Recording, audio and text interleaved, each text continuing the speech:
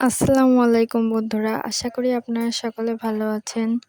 আমি সুলতানাস রান্নাঘর থেকে বলছি। ডাল দিয়ে আজকে প্যানকেক। আপনাদের জন্য নিয়ে এসেছি। এই জন্য আমি প্রথমেই একটি বাটিতে 1 কাপ এবং আধা কাপ আটা নিয়ে নিব।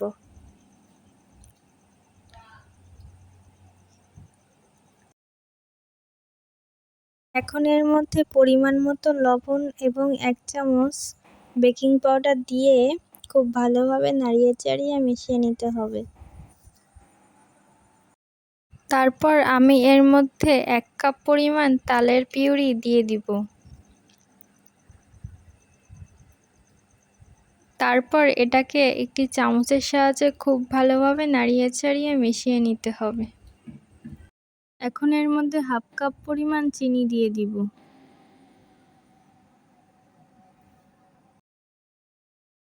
আমি 1 কাপ দুধ নিয়ে অল্প অল্প করে দুধ দিয়ে একটি ব্যাটার তৈরি করে নিব।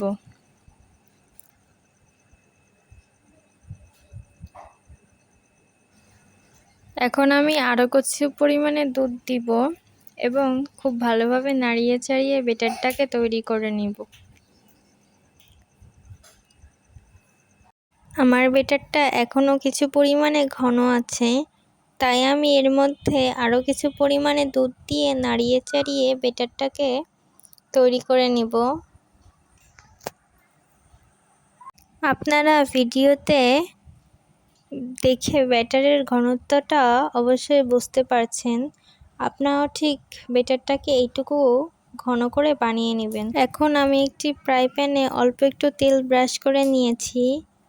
তারপর এর উপর একটি করে প্যানকেক দিয়ে প্যানকেকটা তৈরি করার সময় আপনাদের চুলার আঁচটা মিডিয়াম হিটে রাখবেন।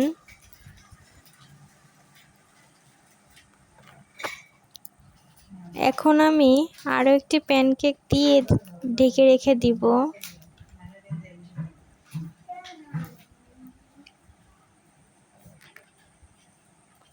এক মিনিট পর ঢাকনাটাকে উল্টিয়ে দিব।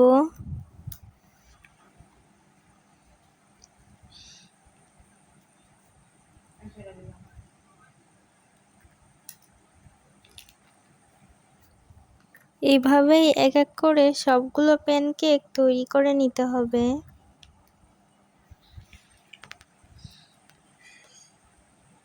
আমার প্যানকেকগুলো প্রায় তৈরি হয়ে এসেছে।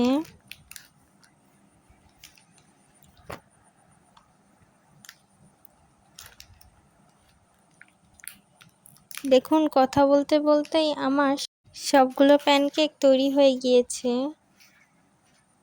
এই প্যানকেকগুলোকে আপনারা সকালের নাস্তা অথবা বিকালের নাস্তা যে কোনো সময় খেতে পারেন। মধু অথবা শুধু যে কোনোভাবেই খেতে এটাকে খুবই মজা লাগে।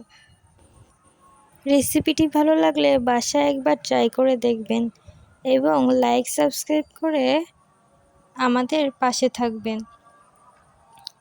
আবার দেখা হচ্ছে নতুন ভিডিওতে। আল্লাহ হাফেজ।